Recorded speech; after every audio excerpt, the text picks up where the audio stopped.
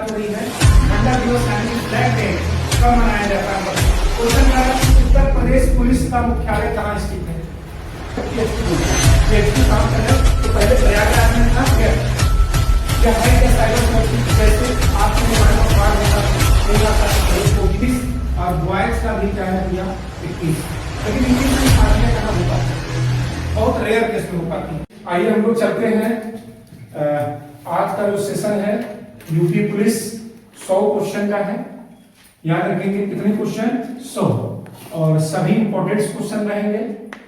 जैसा कि पहला क्वेश्चन आप देख रहे हैं कि यूपी स्पेशल से कुछ क्वेश्चन रहेंगे, कुछ साइंस से क्वेश्चन रहेंगे, कुछ इकोनॉमिक्स से रहेंगे, कुछ स्टैटिक जीके रहेंगे, ठीक है, और कुछ आपके उत्तर प्रदेश पुलिस से संबंधित रहेंगे।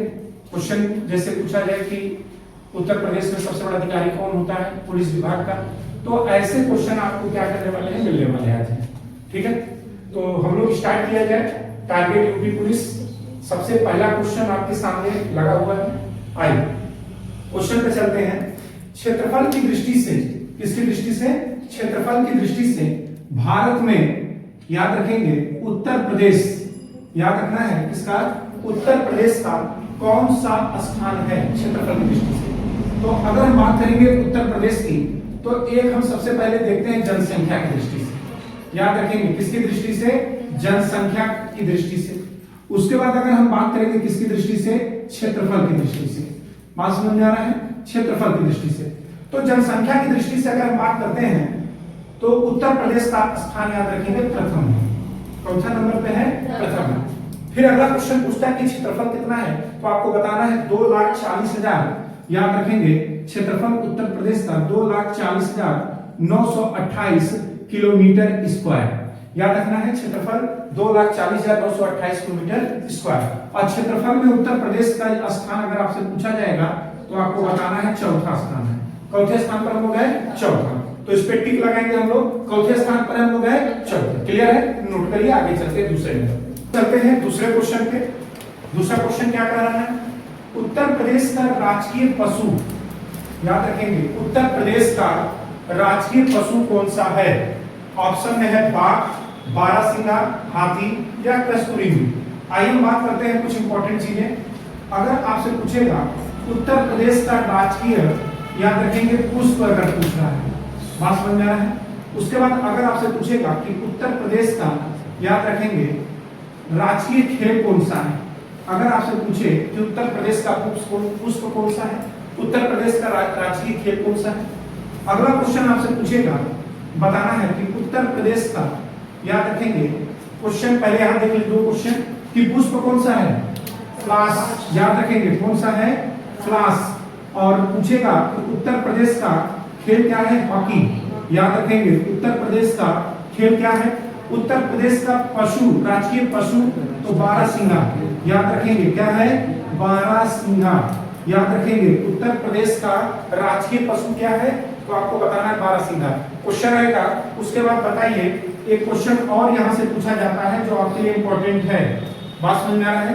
वो इंपॉर्टेंट क्वेश्चन क्या है?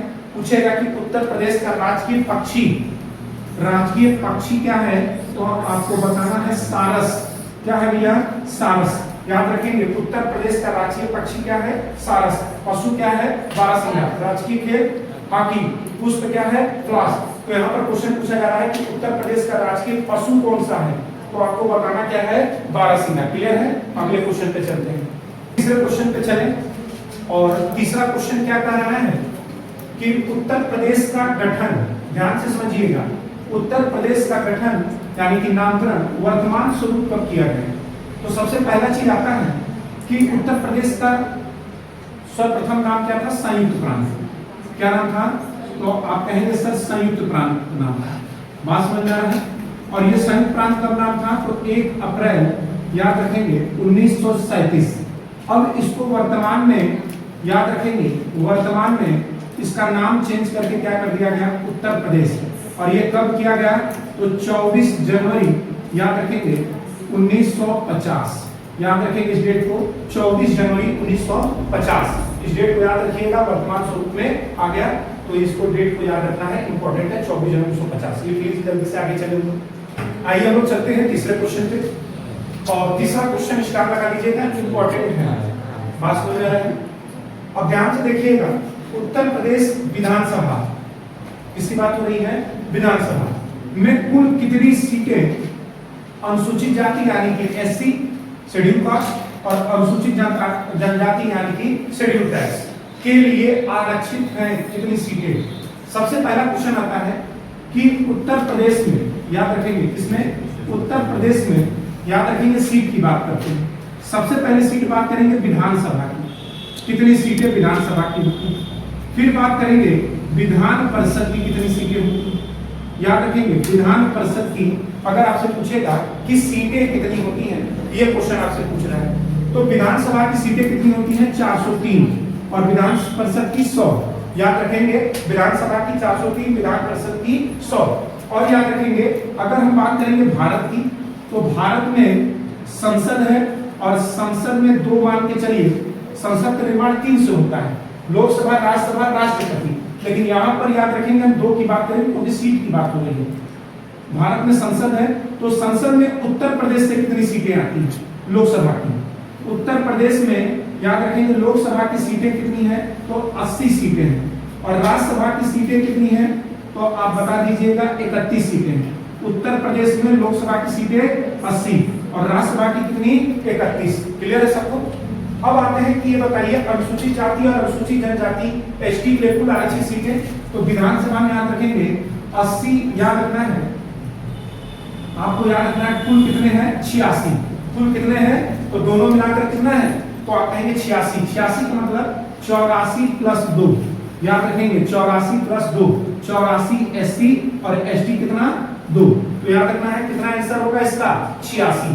तो विधानसभा में कुल कितनी सीटें अनुसूचित और अनुसूचित जनजाति के लिए आरक्षित हैं, तो आपको बताना है कितना 86। आगे बढ़ते हैं उत्तर क्वेश्चन 5 नंबर पे आ गए हम लोग। और 5वां क्वेश्चन बता रहा है कि क्षेत्रफल की दृष्टि से, किसकी दृष्टि से, क्षेत्रफल की दृष्टि से उत्तर प्रदेश का सबसे बड़ा जिला और सबसे छोटा जिला क्रमशः कौन सा है।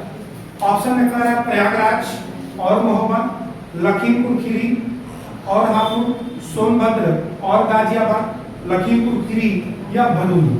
आइए हम बात करते हैं उत्तर प्रदेश के सबसे बड़े जिले। याद रखेंगे उत्तर प्रदेश का सबसे बड़ा जिला, तो याद रखना है नंबर 1 पर है आपके लखीमपुर खीरी। याद रखेंगे कौन सा है, लखीमपुर, याद रखेंगे खीरी। याद रखना है सबसे बड़ा जिला कौन सा है आपका, तो आपको बताना है लखीमपुर खीरी है। क्लियर है। दूसरे नंबर पे आपका सबसे बड़ा जिला कौन है, सोनभद्र। कौन है, सोनभद्र। अगर लेकिन आपसे पूछे कि सबसे छोटा जिला, याद रखेंगे सबसे छोटा जिला अगर आपसे बात कर रहा है तो याद रखना है कौन सा है, हापुड़। क्लियर है सबको। तो आइए इसमें देखते हैं क्षेत्रफल की दृष्टि से सबसे बड़ा और सबसे छोटा जिला कौन सा आपको दिख रहा है, तो याद रखना है आपको लखीमपुर खीरी और हापुड़। क्लियर है। तो नोट करिए, हम लोग चलते हैं 6वें क्वेश्चन। अगले चलते हैं हम लोग 6वें नंबर के क्वेश्चन पे। और 6वां क्वेश्चन क्या कह रहा है, 2011 की जनगणना, ध्यान से सुनिएगा, 2011 की जनगणना के अनुसार उत्तर प्रदेश का सर्वाधिक जनसंख्या वाला जिला, ध्यान से समझिएगा, 2011 की जनगणना के अनुसार उत्तर प्रदेश का सर्वाधिक जनसंख्या वाला जिला कौन सा है। ऑप्शन में है लखनऊ, दूसरा ऑप्शन कह रहा है प्रयागराज, तीसरा कह रहा है कानपुर, चौथा कह रहा है मुरादाबाद। तो याद रखना है सबसे सर्वाधिक जनसंख्या वाला जिला कौन सा है, तो आपको बताना है कौन सा, प्रयागराज। कौन सा है, प्रयागराज। अब थोड़ा यहाँ पर ध्यान दीजिए, लेकिन यहाँ पर एक क्वेश्चन आपसे फंसाएगा कि सर्वाधिक तो पूछ लेगा, लेकिन उत्तर प्रदेश का याद रखेंगे जनसंख्या में सबसे कम, याद रखेंगे जनसंख्या में याद रखना है सबसे कम वाला जिला कौन सा है, तो आपको बताना है महोबा। याद रखेंगे कौन सा जिला है भैया, महोबा। प्रयागराज जान ही रहे हैं, पहले इलाहाबाद नाम था, अब उसका नाम क्या कर दिया गया है, प्रयागराज। ठीक है। छात्रों की अगर कहा जाए कि सपनों की दुनिया कौन सी है, तो आपको बताना है प्रयागराज। क्लियर है।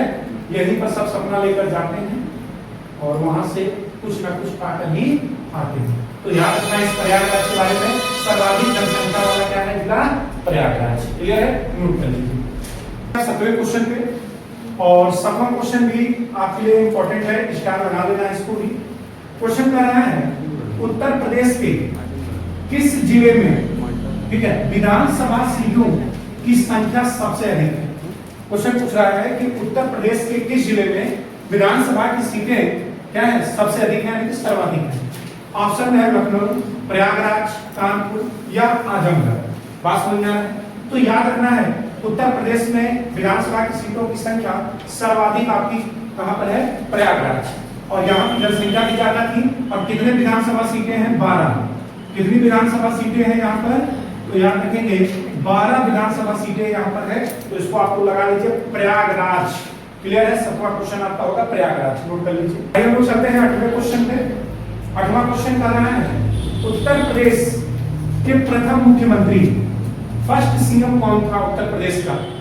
ऑप्शन में है श्री चंद्र भानुपुत्र, श्री गोविंद बल्लभ पंत, श्री चरण सिंह या उपयुक्त में से कोई भी। तो याद रखना है उत्तर प्रदेश के प्रथम मुख्यमंत्री श्री गोविंद बल्लभ पंत है। लेकिन अगर क्वेश्चन आपसे पूछेगा कि उत्तर प्रदेश के पहली सीएम कौन है, पहली मुख्यमंत्री कौन है, तो आपको बताना है सुचित्रा कृपालनी। कौन है, सुचित्रा कृपालनी। याद रखेंगे उत्तर प्रदेश की फर्स्ट सीएम आपको बताना है कौन है, महिला सुचित्रा कृपालनी। याद रखेंगे पहली महिला सीएम, तो आपको क्या बताना है, सुचित्रा कृपालनी। अगर पूछेगा उत्तर प्रदेश के प्रथम मुख्यमंत्री कौन है, तो श्री गोविंद बल्लभ पंत। क्लियर है? तो आइए हम लोग अगले चलते हैं 9वें पर। 8वां लिख लीजिए जल्दी से। क्वेश्चन 9वें नंबर का क्वेश्चन है। सबसे पहले बात हो रही है इलाहाबाद, ठीक है, उच्च न्यायालय यानी कि हाई कोर्ट की स्थापना किस वर्ष हुई थी। तो सबसे पहला क्वेश्चन आइए यहाँ पर देखते हैं। इलाहाबाद सर्वप्रथम याद रखेंगे आगरा में था। कहां पर था, आगरा में था। इसका मुख्यालय कहां था, आगरा। कब था, तो 1866 में। याद रखेंगे आगरा में था कब, 1866 में। फिर उसके बाद याद रखेंगे 1866 में। उसके बाद याद रखना है 1869 में। याद रखेंगे इसका मुख्यालय कहां कर दिया गया, तो आप कहेंगे इलाहाबाद। कहां कर दिया गया, इलाहाबाद, वर्तमान में प्रयागराज। इलाहाबाद हाई कोर्ट कर दिया गया कहां पर, 1869 में। ठीक है? और इसकी खंडपीठ याद रखेंगे कहां पर है, तो लखनऊ। इसकी खंडपीठ कहां पर है, तो याद रखना है कहां पर है, तो आपको बताना है लखनऊ में है। क्लियर है? वर्तमान इसका प्रयागराज हो गया। तो बताना कि सर्वप्रथम कहां पर हुआ था, 1866 में। इलाहाबाद कब आया ये, 1869 में। और इसकी खंडपीठ कहां पर है, तो आपको बताना है लखनऊ। लेकिन अगर आपसे पूछेगा किसके मुख्य न्यायाधीश, इलाहाबाद उच्च न्यायालय के सर्वप्रथम मुख्य न्यायाधीश, याद रखेंगे सर्वप्रथम मुख्य न्यायाधीश उच्च न्यायालय के, अगर आपसे पूछेगा कि मुख्य न्यायाधीश कौन थे, तो आपको बताना है सर वाल्टर। याद रखना है सर वाल्टर मॉर्गन। याद रखना है कौन थे, सर वाल्टर, याद रखना है मॉर्गन। क्लियर है सबको? तो याद रखना है क्या, सर वाल्टर मॉर्गन, इसके याद रखेंगे सर्वप्रथम मुख्य न्यायाधीश थे। क्लियर है? तो इलाहाबाद उच्च न्यायालय की स्थापना कब मानी गई है, 1866। नोट करिए। अगले पे चलते हैं 10वें क्वेश्चन। चलते हैं हम लोग 10वें क्वेश्चन पे। और 10वां क्वेश्चन है प्रतापगढ़ शहर, ये उत्तर प्रदेश का जिला है प्रतापगढ़। ठीक है? जो आंवले के लिए क्या है, फेमस है। आगे हम क्वेश्चन कराएंगे। आंवले के लिए प्रतापगढ़ फेमस है। वहां पर एक देवी माँ का मंदिर भी है, बेला माई करके, बहुत प्रसिद्ध मंदिर है। बात समझ में आ रहा है? तो आइए हम बात करते हैं प्रतापगढ़ शहर की किस नदी के किनारे है, स्थित है। ऑप्शन में है सई, गोमती, सरयू, राप्ती। राप्ती याद रखेंगे गोरखपुर, याद रखेंगे गोरखपुर जिला। याद रखना है गोरखपुर जिला, याद रखेंगे राप्ती नदी के किनारे। सरयू याद रखेंगे अयोध्या। याद रखेंगे सरयू किस शहर के किनारे, तो अयोध्या है सरयू नदी किनारे। गोमती अगर बात होगी तो लखनऊ। याद रखेंगे क्या बात होगी, लखनऊ। बात हो रही है प्रतापगढ़ शहर की, तो आपको क्या बताना है, सरयू। क्लियर है सबको? तो राप्ती, गोरखपुर, सरयू, अयोध्या, गोमती, लखनऊ। तो इसको नोट कर लीजिए, सही है प्रतापगढ़ शहर सही नदी किनारे, नोट कर लीजिए। 11वां क्वेश्चन और उत्तर प्रदेश से ये भी है। क्वेश्चन कर रहा है उत्तर प्रदेश की सबसे लंबी नहर प्रणाली, सबसे लंबी नहर प्रणाली कौन सी है। ऑप्शन में है ऊपरी गंगा नहर, दूसरा है शारदा नहर, तीसरा है निचली गंगा नहर और डी ऑप्शन है सरयू नहर। तो याद रखना है इसका आंसर क्या होगा, सारदाना। लेकिन अगर एक क्वेश्चन आपसे पूछे कि उत्तर प्रदेश की, याद रखेंगे सबसे पुरानी, याद रखेंगे सबसे पुरानी नहर प्रणाली कौन सी है, सबसे पुरानी नहर प्रणाली अगर आपसे पूछ रहा है कौन सी है, तो आपको बताना है पूर्वी या पूर्व यमुना, पूर्वी यमुना याद रखेंगे नहर, याद रखना है क्या, पूर्वी यमुना नहर याद रखना है आपको। ये उत्तर प्रदेश की सबसे पुरानी नहर प्रणाली है, क्लियर है। और सबसे लंबी कौन सी है, सारदाना। क्लियर हो गया, नोट करिए, इंपॉर्टेंट है। इसके बाद चलते हैं 12वें क्वेश्चन। आइए हम लोग चलते हैं वन्य जीव अभ्यारण्य से। क्वेश्चन है आगे आपके सामने, क्वेश्चन कह रहा है उत्तर प्रदेश का सबसे बड़ा वन्य जीव अभ्यारण्य कौन सा है। ठीक है, क्वेश्चन क्या है कि उत्तर प्रदेश का सबसे बड़ा वन्य जीव अभ्यारण्य, ये क्वेश्चन पूछ रहा है। तो याद रखना है यह है आपका क्या, हस्तिनापुर। कौन सा है, हस्तिनापुर। लेकिन अगर आपसे क्वेश्चन पूछे किस उत्तर प्रदेश का, ध्यान से सुनिएगा, अगर आपसे क्वेश्चन पूछ रहा है कि उत्तर प्रदेश का, याद रखना है सबसे पुराना, सबसे पुराना याद रखेंगे वन्य जीव अभ्यारण्य कौन सा है, सबसे पुराना वन्य जीव अभ्यारण्य कौन सा है, ये क्वेश्चन आपसे पूछा गया है कि उत्तर प्रदेश का सबसे पुराना वन्य जीव अभ्यारण्य कौन सा है। तो आपको बताना है चंद्रप्रभा। क्या है, चंद्रप्रभा वन्य जीव अभ्यारण्य। कहां पर है चंद्रप्रभा, चंदौली। याद रखेंगे चंद्रप्रभा वन्य जीव अभ्यारण्य। आपसे क्वेश्चन पूछेगा कि कहां पर है, तो आपको क्या बताना है, चंदौली, वाराणसी के पास ही है। ठीक है, वाराणसी में ही पड़ता है। ठीक है, वाराणसी से थोड़ा दूरी पर नहीं है, चंदौली है।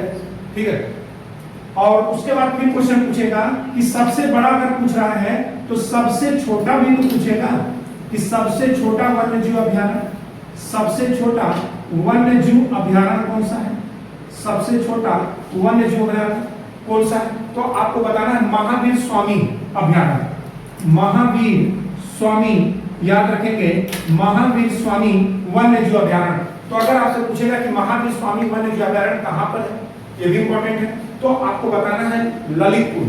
कहां पर है, ललितपुर। याद रखेंगे कहां पर है भैया, तो आपको बताना है ललितपुर। तो ये इंपॉर्टेंट हो गया। और उत्तर प्रदेश का सबसे बड़ा वन्य जीव अभ्यारण्य कहां पर है, तो हस्तिनापुर। नोट कर लीजिए, अगले क्वेश्चन पे चलते हैं। आइए, क्वेश्चन है सर्वोच्च न्यायालय का न्यायाधीश यानी कि सुप्रीम कोर्ट, ठीक है, सुप्रीम कोर्ट न्यायालय का न्यायाधीश अपना पदत्याग कर सकता है पत्र लिखकर। मतलब किसको त्याग पत्र दे सकता है, बात समझ में आ रहा है। ऑप्शन में क्या मुख्य न्यायाधीश या राष्ट्रपति या प्रधानमंत्री या विधि मंत्री। तो बताइए इसका आंसर क्या होगा, तब तक मैं चाय पी लेता हूं। बताइए इसका आंसर, मुख्य न्यायाधीश होगा कि राष्ट्रपति होगा कि प्रधानमंत्री होगा, क्या हो सकता है। तो आइए ध्यान देखते हैं हम लोग। सबसे पहला चीज ध्यान रखना है, त्याग पत्र, बात समझ में आ रहा है, और शपथ, ये दो कंडीशन डाल लीजिए। सर्वोच्च न्यायालय का जो न्यायाधीश होगा, याद रखेंगे उसका त्याग पत्र और शपथ, ये दोनों कौन लेता है, तो राष्ट्रपति। बात समझ में आएगा कि कौन लेता है, तो राष्ट्रपति। और याद रखेंगे आर्टिकल अगर आपसे पूछ रहा है, आर्टिकल किस आर्टिकल में दिया है, ये भी आपके लिए क्या है, इंपॉर्टेंट है। तो आपको बताना है 124, याद रखेंगे 124 2A, इसको भूलना नहीं है, 124 2A। क्लियर है सबको। तो सर्वोच्च न्यायालय के न्यायाधीश अपना त्यागपत्र कर सकता है, तो इसका आंसर याद रखना है, टिक लगा लेना है, क्या, राष्ट्रपति। क्लियर है, नोट करिए। आइए हम लोग चलते हैं 14वें क्वेश्चन पर। और 14वां क्वेश्चन क्या कह रहा है, हम देखें। निम्नलिखित अनुच्छेदों में से कौन एक राज्य सरकार को ग्राम पंचायत को संगठित करने के लिए निर्देशित सदस्य करता है। कौन सा ऐसा आर्टिकल है जो ग्राम पंचायत को संगठित करता है। बात समझ में आ रहा है, ग्राम पंचायत समझ रहे हैं, अभी चुनाव होने वाला है मई में, हर गांव में चुनाव होगा। बात समझ में आ रहा है, बोलिए बोलिए, ग्राम पंचायत का चुनाव होने जा रहा है।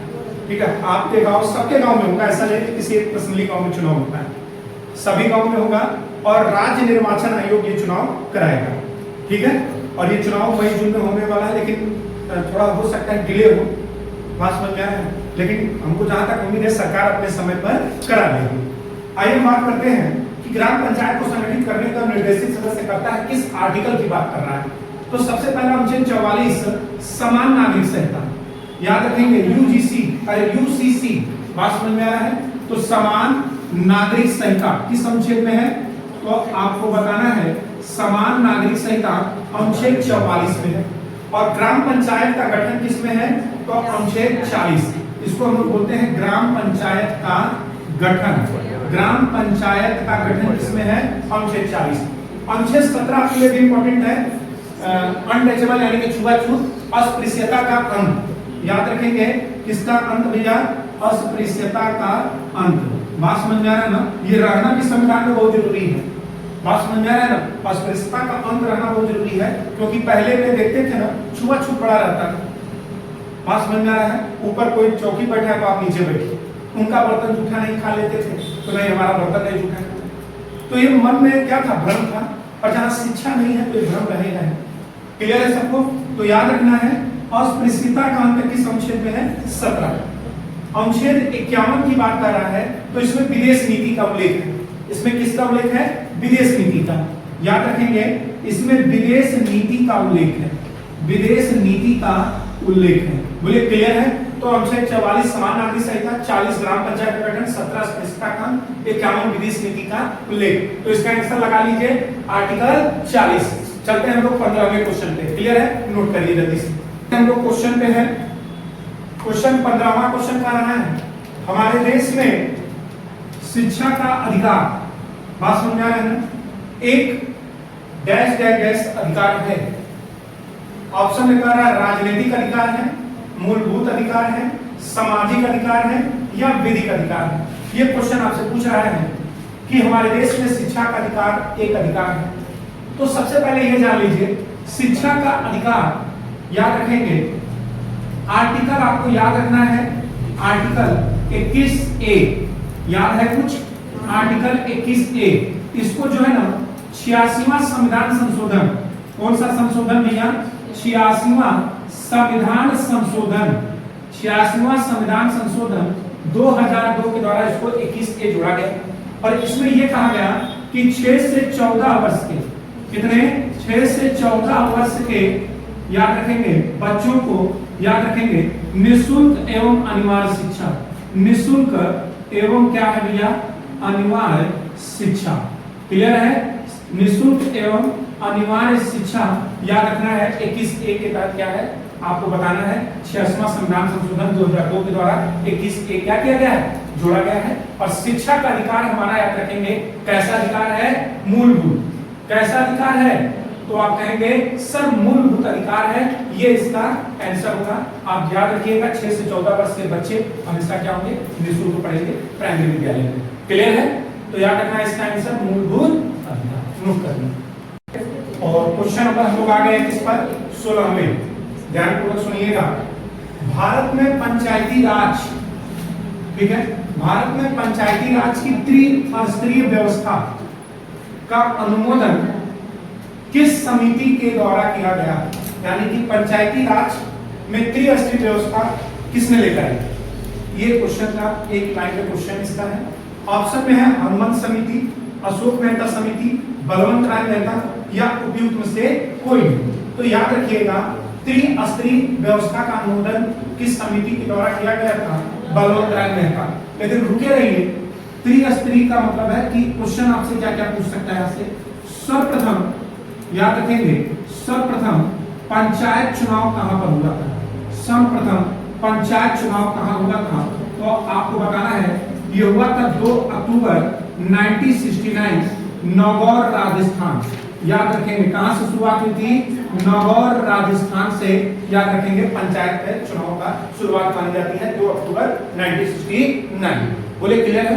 अगर आपसे पूछेगा कि पंचायत चुनाव, ध्यान से समझिएगा, अगर आपसे पूछ रहा है कि पंचायत चुनाव को संवैधानिक दर्जा, याद रखेंगे संवैधानिक दर्जा किस संशोधन के द्वारा दिया गया, तो आपको बताना है संवैधानिक दर्जा अगर हम आपसे पूछेंगे किस संविधान संशोधन से, तो आपको बताना है 73वां संविधान संशोधन, याद रखेंगे 73वां संविधान संशोधन, याद रखना है 1992, याद रखना है 73वां संविधान संशोधन 1992। और बलवंत राय मेहता जी ने त्रिस्तरीय पंचायत चुनाव कराने की बात कही है, तो इसका आंसर क्या होगा, बलवंत राय मेहता। याद रखना है 16वें क्वेश्चन का आंसर बलवंत राय मेहता, इसको नोट कर लीजिए। आगे चलते हैं हम लोग चलते हैं क्वेश्चन पे, 17वें क्वेश्चन पे हम लोग आ गए हैं। 17वां क्वेश्चन का रहा है कि किस देश के संविधान से मौलिक कर्तव्यों को लिया गया है। मौलिक कर्तव्य टोटल कितने हैं, 11। अगर आपसे पूछेगा कि मौलिक कर्तव्यों की संख्या कितनी है, तो आपको बताना है 11। लेकिन मूल संविधान में कितने मौलिक कर्तव्य थे, 0। मूल संविधान में कितने थे, 0। वर्तमान में कितने हैं, 11। अब आते हैं किस देश से मौलिक कर्तव्य लिए गए हैं, तो आपको बताना है रूस, यूएसएसआर। बात समझ आना, कहीं ऑप्शन में यूएसएसआर में लिखा रहता है, यानी कि रूस। क्लियर है। बात करते हैं ब्रिटेन से, तो ब्रिटेन से संसदीय, याद रखेंगे संसदीय प्रणाली ली गई है। कौन सी प्रणाली, संसदीय प्रणाली ली गई है। आयरलैंड से राज्य का नीति निर्देशक तत्व, याद रखेंगे राज्य का नीति निर्देशक तत्व कहां से लिया गया है, तो आपको बताना है राज्य का नीति निर्देशक तत्व कहां से, आयरलैंड। अमेरिका से याद रखना है क्या लिया गया है, मौलिक अधिकार। याद रखेंगे मौलिक अधिकार कहां से लिया गया है, तो आपको बताना है मौलिक अधिकार अमेरिका से लिया गया है। और एक और याद कर लीजिएगा, न्यायपूर्वलोकन, याद रखेंगे पूर्वावलोकन, याद रखना है ये भी कहां से लिया गया है, अमेरिका से। और मौलिक कर्तव्य कहां से लिया गया है, रूस से। क्लियर है। मौलिक अधिकार कितने हैं, 6। ठीक है। मूल संविधान कितने थे, 7। लेकिन अब वर्तमान में मौलिक अधिकार कितने हैं, 6। ये भी याद रखना है आपको। और राज्य का नीति निर्देशक तत्व का उल्लेख 36 से 51। तो नोट कर लीजिए, आंसर इसका क्या होगा, रूस। मौलिक कर्तव्य कहां से लिए गए हैं, तो आपको बताना है रूस से लिए गए। क्लियर है। 18वें क्वेश्चन पे, 18वां क्वेश्चन का है संविधान सभा ने राष्ट्रीय गान को कब अपनाया। बात समझ आ रहा है। सबसे पहले राष्ट्रीय गान याद रखिएगा, राष्ट्रीय गान है क्या, तो आप कहेंगे जन। चलते हैं 18वें क्वेश्चन पे। क्वेश्चन कर रहा है संविधान सभा ने राष्ट्रीय गान को कब अपनाया। ऑप्शन में है 26 जनवरी 1950, 24 जनवरी 1950, 21 मई 1949, 13 नवंबर 1949। अब आते हैं हम लोग राष्ट्रीय गान के बारे में। तो हमारा राष्ट्रीय गान है क्या, तो आपको बताना है जन गण मन। याद रखेंगे जन गण मन अधिनायक जय। तो याद रखना है इसको, याद रखेंगे जनगण मंगल के रचयिता तो रविंद्रनाथ टैगोर। याद रखेंगे कौन है, रविंद्रनाथ टैगोर। क्लियर है। फिर क्वेश्चन आता है कि राष्ट्रीय गान कांग्रेस के किस अधिवेशन में गाया गया था, तो आपको बताना है कांग्रेस के कलकत्ता अधिवेशन। याद रखेंगे किस अधिवेशन में, कलकत्ता अधिवेशन में, याद रखिएगा गाया गया था। कब, 27 दिसंबर 1911। और याद रखेंगे इसको अपनाया गया कब, तो आपको बताना है 24 जनवरी 1950। बोले क्लियर है। तो आपका ऑप्शन क्या होगा, 24 जनवरी 1950 राष्ट्रीय गान को क्या किया गया, अपनाया गया। नोट करिए। अगले पे चलते हैं 19वें नंबर पे। 19वें नंबर पे 19वां नंबर का क्वेश्चन कर रहा है कोंकणी डैश की शासकीय भाषा है। मतलब कोंकणी कहाँ की शासकीय भाषा है। ऑप्शन में है आंध्र प्रदेश, केरल, गोवा या मेघालय। कोंकणी कहाँ की शासकीय भाषा है, तो याद रखना है कहाँ की है, गोवा। आइए बात करते हैं मेघालय। मेघालय की अंग्रेजी है, मेघालय की क्या है, अंग्रेजी।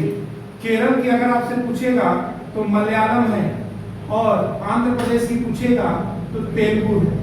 बोले क्लियर है, क्लियर सबको। कोंकणी कहाँ की शासकीय भाषा है, तो आपको बताना है गोवा। याद रखना है गोवा। क्लियर है। तो चलिए हम लोग आगे चलते हैं 20वें क्वेश्चन पे। हम लोग चलते हैं 20वें क्वेश्चन पर। 20वां क्वेश्चन स्टार लगा लेना है, इंपॉर्टेंट है। क्वेश्चन कर रहा है राज्यसभा का, ध्यान से सुनिए, राज्यसभा का सदस्य होने के लिए किसी भी व्यक्ति की उम्र कम से कम डैश यानी रिक्त स्थान वर्ष होनी चाहिए। यहाँ आपको बताना है कितने वर्ष होनी चाहिए। ऑप्शन में है क्या 18, क्या 30, क्या 36, क्या 24। बात समझ में आ रहा है। आइए हम बात करते हैं किसकी, राज्यसभा की। किसकी बात करते हैं, राज्यसभा की। तो राज्यसभा के लिए जो न्यूनतम उम्र सीमा है, याद रखेंगे, वो है 30 वर्ष। कितने वर्ष है भैया, 30 वर्ष। अगर आपसे पूछेगा कि इसका कार्यकाल क्या है, कार्यकाल, तो याद रखेंगे अस्थायी कार्यकाल होता है, भंग कभी नहीं होता है। राज्यसभा कभी भंग नहीं होता है, लेकिन इसके सदस्यों का कार्यकाल कितना होता है, 6 वर्ष। क्लियर है, राज्यसभा के कार्यकाल कितना है, 6 वर्ष। बात समझ आ रहा है। अगला याद रखना है, यह अस्थायी होता है, पहला काम। दूसरा याद रखेंगे लोकसभा। दूसरा क्या याद रखना है, लोकसभा। लोकसभा के लिए याद रखेंगे न्यूनतम उम्र सीमा, याद रखेंगे न्यूनतम उम्र सीमा कितनी होनी चाहिए, तो आपको बताना है 25 वर्ष। कितना होनी चाहिए, 25 वर्ष। और लोकसभा का कार्यकाल आपसे पूछेगा तो आपको बताना है 5 वर्ष। लेकिन 5 वर्ष ऑप्शन में नहीं रहेगा तो अस्थायी, ये कभी भी भंग हो सकता है, याद रखेंगे ये कभी भी भंग हो सकता है। क्लियर है, तो लोकसभा कभी भंग हो सकता है, तो इसका कार्यकाल अस्थायी होता है। लेकिन अगर अस्थायी भंग नहीं है तब तक 5 वर्ष। क्लियर है, तो लोकसभा की न्यूनतम उम्र सीमा कितनी, 25 वर्ष, और राज्यसभा की 30। तो याद रखना है 30। 18 क्या है, तो याद रखेंगे वोट देने का अधिकार। याद रखेंगे मतदान आप कर सकते हैं, अगर आप 18 वर्ष के हो गए हैं तो आप मतदान क्या कर सकते हैं, तो उसके लिए 18 वर्ष चाहिए न्यूनतम उम्र सीमा। क्लियर है, तो राज्यसभा के सदस्य होने के लिए किसी व्यक्ति को कितना, 30 वर्ष की उम्र होनी चाहिए। याद रखना है 30 वर्ष इसका आंसर होगा। अगले क्वेश्चन पे चलते हैं, 21वें पे हम लोग चलते हैं। 21वें क्वेश्चन तक हम लोग पहुंच चुके हैं। क्वेश्चन कह रहा है भारत का नियंत्रक एवं महालेखा परीक्षक यानी कि कैग, बात समझ आ रहा है, संविधान के किस अनुच्छेद के तहत नियुक्त होता है। यानी कि नियंत्रक महालेखा जो परीक्षक है कैग, वो किस आर्टिकल के तहत उसकी नियुक्त किया जाता है, उसका गठन कैसे होता है। आर्टिकल है 148, आर्टिकल है 315, आर्टिकल है 52, आर्टिकल है 356। आइए हम बात करते हैं 356 की बात करते हैं, राष्ट्रपति शासन।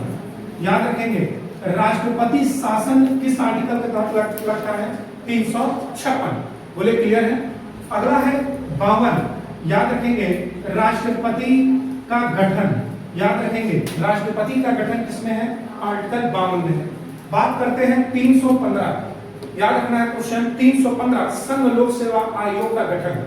याद रखेंगे इसमें क्या होगा, संघ लोक सेवा, याद रखेंगे आयोग का गठन, संघ लोक सेवा आयोग का गठन। ध्यान से समझिएगा, संघ लोक सेवा आयोग। अभी देखिए यूपीएससी का रिजल्ट आया है, देखे ना सब लोग, और उसमें देखिए फर्जी कितने बन रहे हैं, आईएएस निकल रहे हैं उत्तर प्रदेश में, बिहार में देखिए, बात समझ में आ रहा है, फर्जी आईएएस रिजल्ट बताकर माला अर्पण भी करा लिए थे सब। माला अर्पण करा लिए, विधायक जी आकर माला अर्पण भी कर दिए थे, लेकिन उनको क्या मालूम है कि फर्जी निकल जाएंगे। और फिर जैसे ही मंगाया गया उसका एडमिट कार्ड सब, तब दिल्ली फरार। बात समझ में आ रहा है। तो संघ लोक सेवा आयोग याद रखेंगे किस आर्टिकल में है, 315। तो नियंत्रक महालेखा परीक्षक किसमें है, आर्टिकल 148। बोले क्लियर है, तो इसको नोट करिए, आर्टिकल 148 नियंत्रक महालेखा परीक्षक, नोट कर लीजिए। अगले क्वेश्चन पे हम लोग चलते हैं। निम्नलिखित में से लोकसभा, ध्यान सुनिएगा फिर से एक बार, लोकसभा में कि प्रथम महिला अध्यक्ष का नाम बताइए। लोकसभा की प्रथम महिला अध्यक्ष का नाम बताना है। ऑप्शन में है सुषमा स्वराज, मार्गरेट हावर, मीरा कुमार या सरोजिनी नायडू। तो बताना है आपको कि लोकसभा की प्रथम महिला अध्यक्ष कौन है, तो आपको बताना क्या है, मीरा कुमार। आइए हम लोग देखते हैं, यहाँ पर है एक दो क्वेश्चन इंपॉर्टेंट पूछेगा कि लोकसभा के प्रथम अध्यक्ष, अगर आपसे पूछ रहा है लोकसभा के प्रथम अध्यक्ष, तो आपको बताना है जीवी मालवंकर। कौन है भैया, जीवी मालवंकर, यानी कि गणेश वासुदेव मालवंकर। अगर आपसे पूछेगा वर्तमान अध्यक्ष, अगर पूछेगा लोकसभा के वर्तमान अध्यक्ष ओम बिरला, कौन है भैया, ओम बिरला। और याद रखेंगे अभी इनको हटाने की प्रक्रिया चल रही है, लेकिन पूरी तरह प्राप्त नहीं हो पाया, ठीक है। तो याद रखना है इनके भी खिलाफ महाभियोग आ रहा था, इनको हटाया जाए, क्लियर है, लेकिन हट नहीं पाए। तो याद रखना है वर्तमान अध्यक्ष कौन है भैया, ओम बिरला है, और ओम बिरला जी हैं, और लोकसभा के प्रथम अध्यक्ष जीवी मालवांकर। बोले यहाँ तक क्लियर है। अगर क्वेश्चन पूछा जाए कि लोकसभा अध्यक्ष, ध्यान सुनेंगे, लोकसभा जो अध्यक्ष है अपना त्याग पत्र किसको देगा, लोकसभा अध्यक्ष अपना त्याग पत्र किसको देता है, तो आपको बताना है लोकसभा उपाध्यक्ष को देता है। याद रखेंगे किसको देता है, तो उपाध्यक्ष को ही देता है। अगर पूछा जाए कि इस अध्यक्ष का शपथ ग्रहण कौन कराता है, तो याद रखेंगे शपथ ग्रहण नहीं होता है, याद रखेंगे शपथ ग्रहण नहीं होता है, तो कोई शपथ ग्रहण नहीं कराता है, क्लियर है। तो याद रखना है लोकसभा की प्रथम महिला अध्यक्ष मीरा वर्मा। नोट करिए, आगे चलते हैं 23वां नंबर हम लोग हैं। क्वेश्चन नंबर 23वां है, प्रथम भारतीय मुख्य चुनाव आयुक्त कौन थे। प्रथम पूछ रहा है कि मुख्य चुनाव आयुक्त, बात समझ में आ रहा है, chief justice election commission of India. तो याद रखना है सरदार पटेल, सुकुमार सेन या मोरारजी देसाई या उपयुक्त में से कोई नहीं।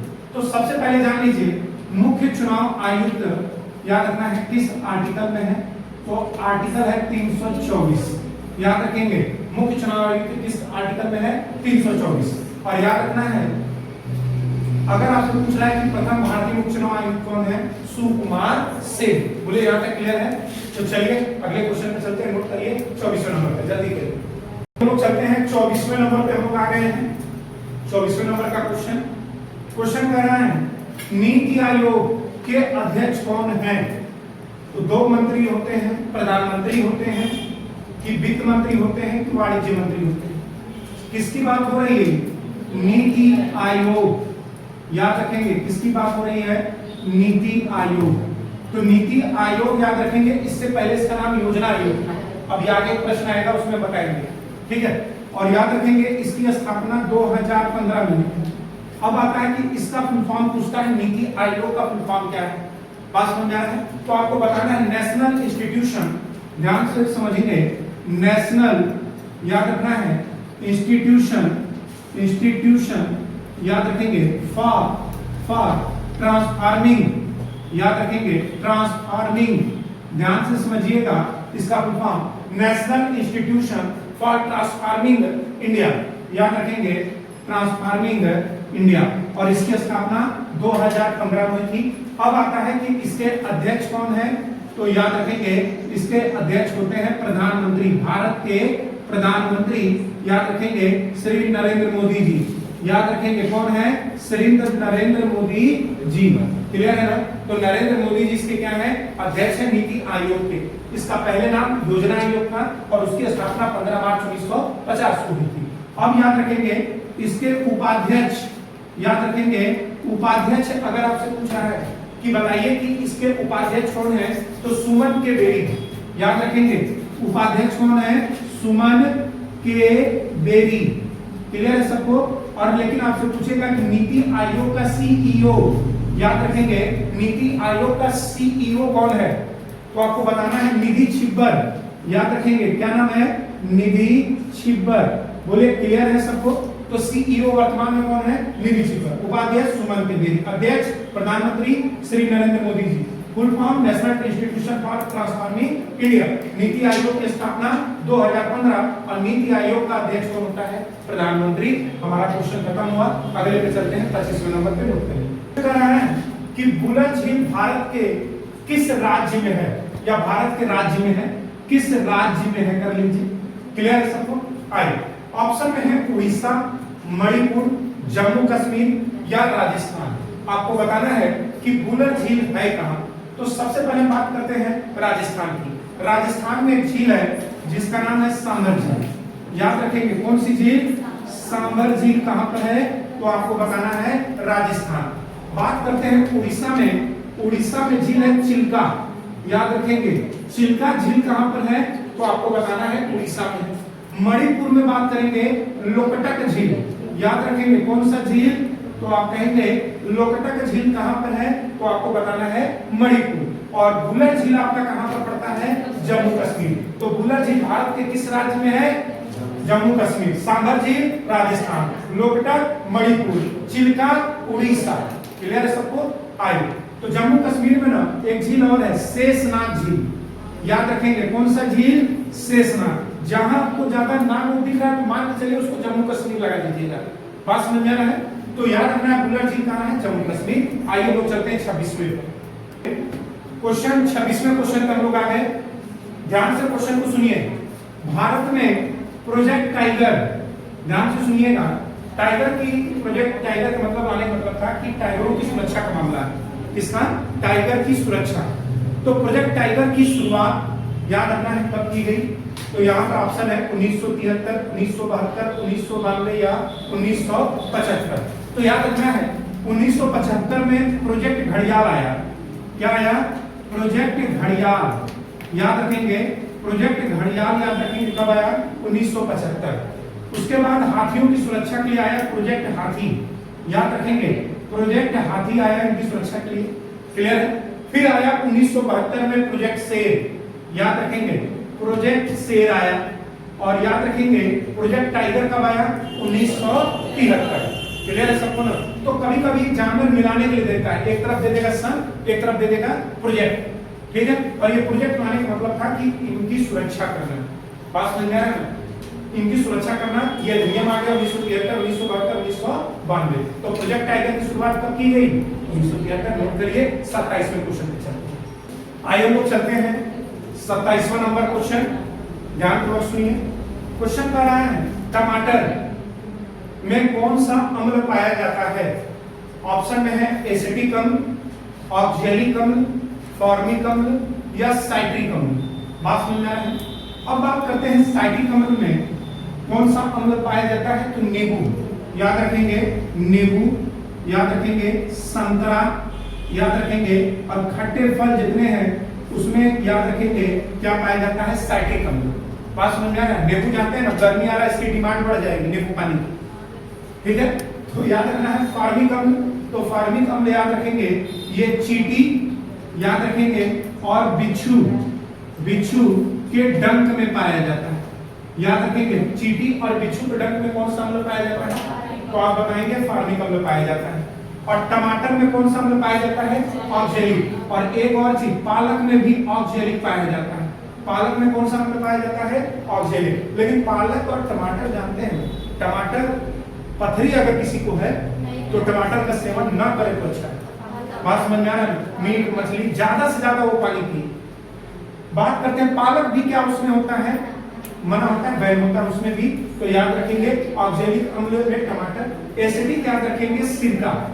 ठीक है? सिरका याद रखेंगे, सिरका में कौन सा अम्ल पाया जाता है? एसिडिक। तो हमारा क्वेश्चन है टमाटर में कौन सा अम्ल? ऑक्जेलिक। नोट कर लीजिए। अगले पे चलते हैं 28वें क्वेश्चन।